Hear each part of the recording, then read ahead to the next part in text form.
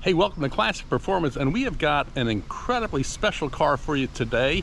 We've got it in here. It's a client's car. We just got it in after almost 45 years of being in storage and a collection. This is a 1956 Packard Patrician with 4,700 original miles. That's right, you heard it, 4,700 original miles. Most likely the lowest mile original Packard in existence today.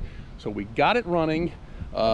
We have to do a complete service to it, which is belts, hoses, coolant, oil, fluids, windshield wipers, and just go through and test everything. So let me show you under the hood, and we're going to do a full review of this car down the road, but we've got to get it dialed in first and get it sorted. So let's take a look under the hood.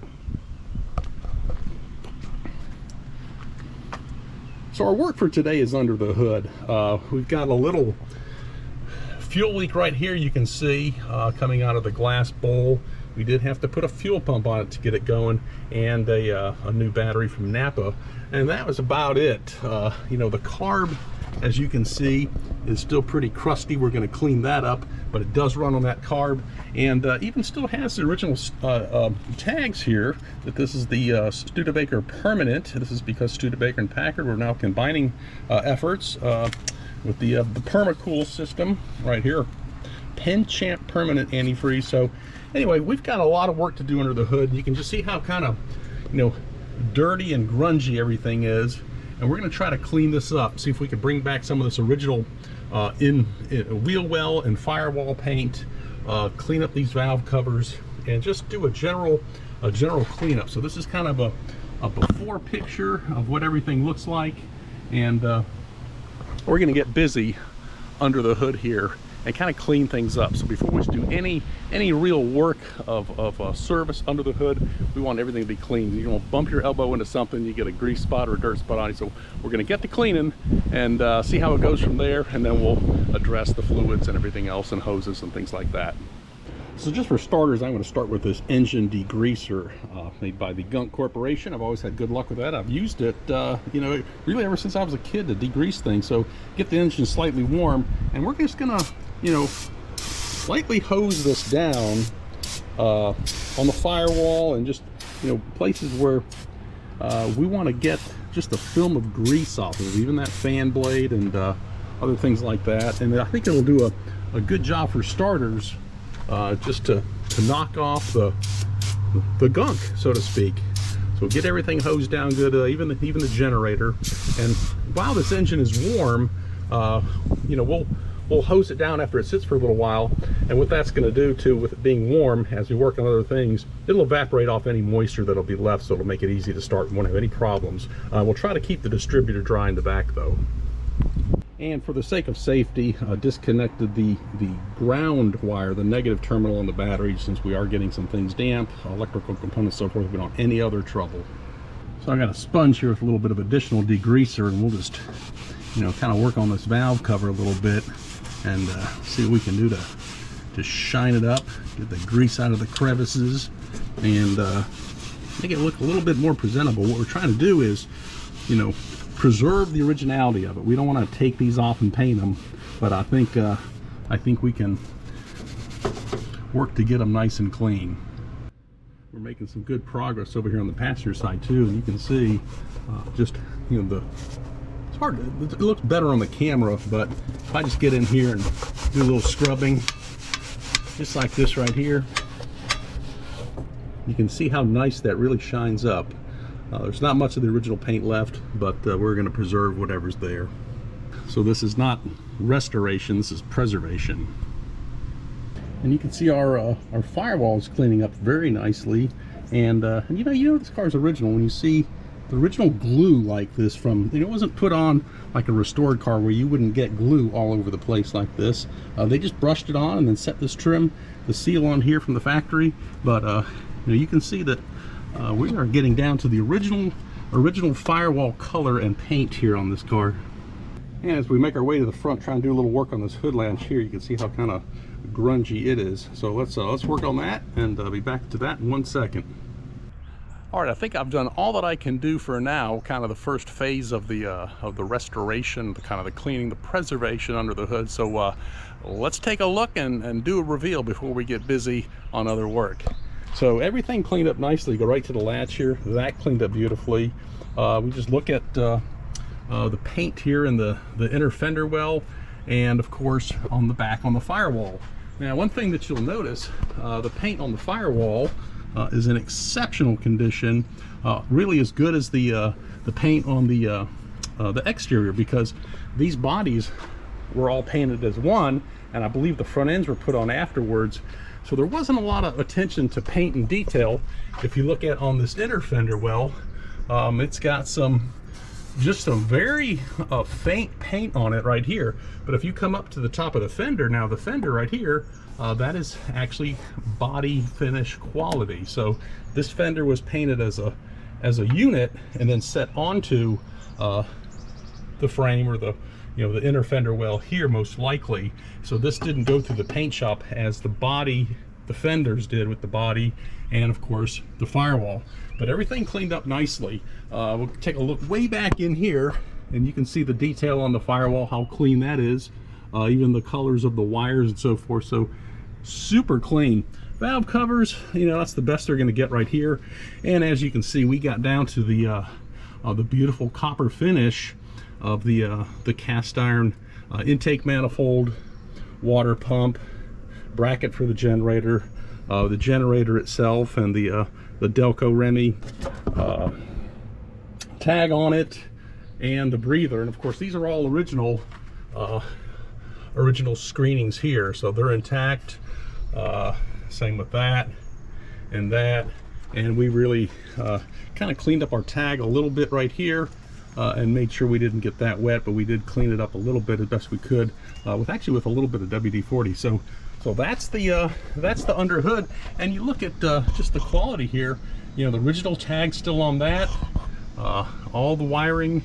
So this is actually, as you can see, a very original, very perfect, I'm sweating here, 4,700 mile car. So let's get to work on the coolant, the hoses, and the oil, and we'll get back to you then.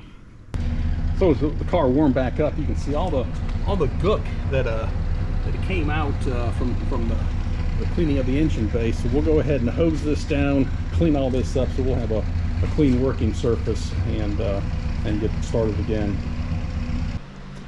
All right, so now that we got everything cleaned, got the car spun around, headed in, got it jacked up a little bit, first thing we want to do is change the oil.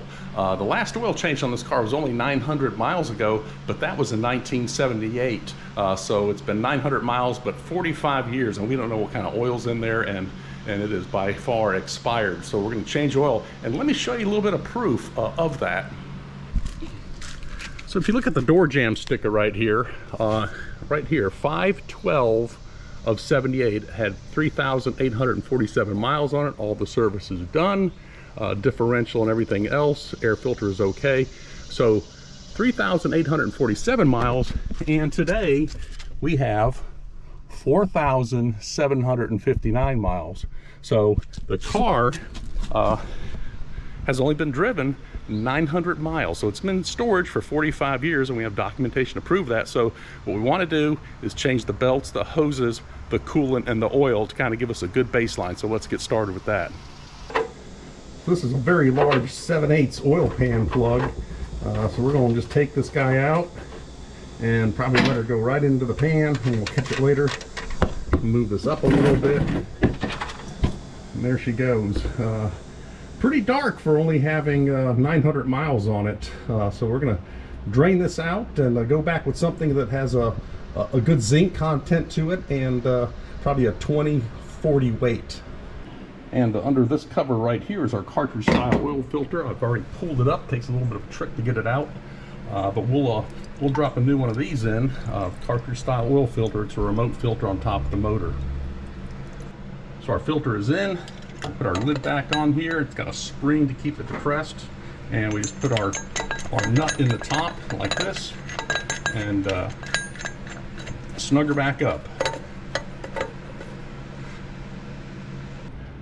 So while I'm under here, I see a little drip from our Ultramatic pan. So I'm going to go ahead and snug up all these bolts around the Ultramatic pan.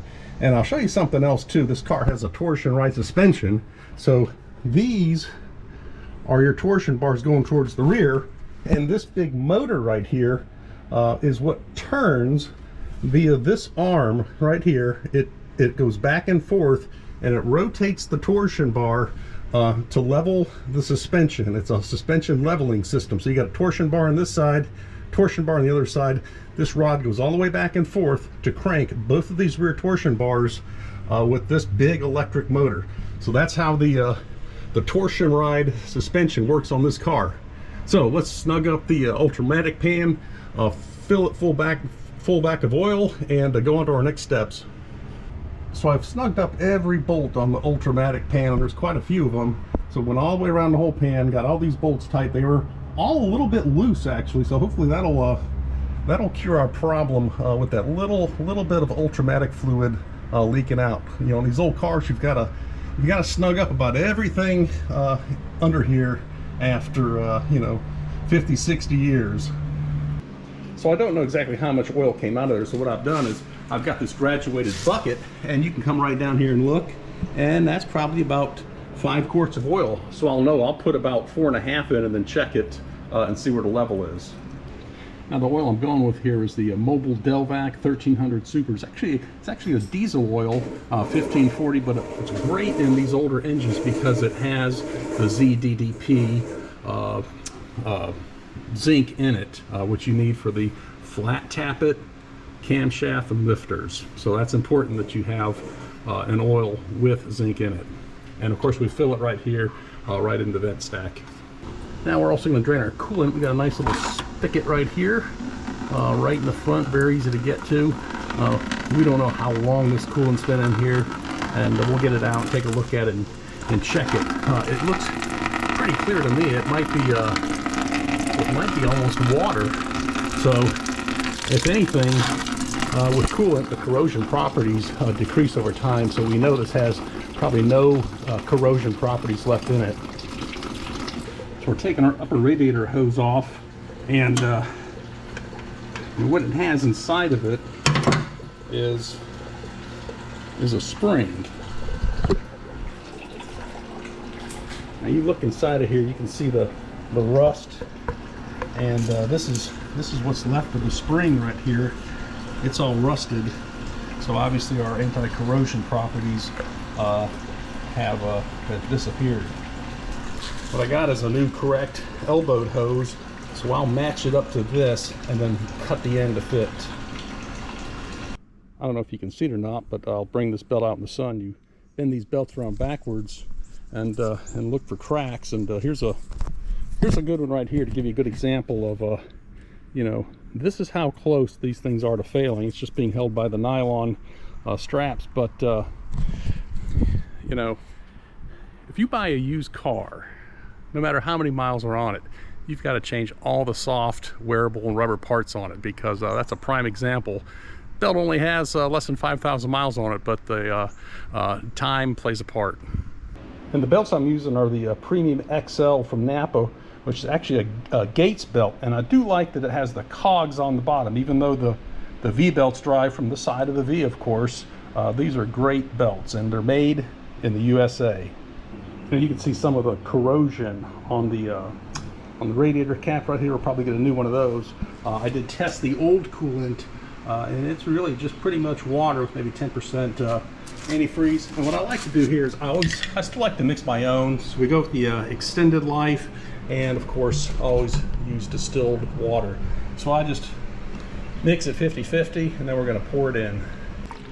Once we get this coolant topped up, we'll be able to fire it up and check all our levels, check the tension of our belts, check our oil, and let everything get up to temperature, and we should be good to go with reliability now. While I'm in here too with my 1/2 inch, I'm going to go ahead and tighten up, snug up these valve covers a little bit, and you can see how much I'm turning it really close here. I mean, that's a good look at that. quarter of a turn right there. So I'll go through and do all the valve covers just to make sure they're snug. And I think we're going to about have it. Oh yeah, one last thing, we want to oil our generator. We got a little flip top right here, like that. We take our flip top, open it up, and just dribble down in there some. I'm going to put some 3-in-1 oil in there, and it's still going down. So little things like this you have to do to maintain it. There you go. Generator's full of oil. All right, so we got everything buttoned up under the hood. I'm gonna go ahead and give it a start, make sure we've got oil pressure, and we'll let our temp come up and check our fluids. And this car always starts with just a flick of a key. Turn it on right here, and she's running. Our oil pressure's coming up, temperature is still low, and belts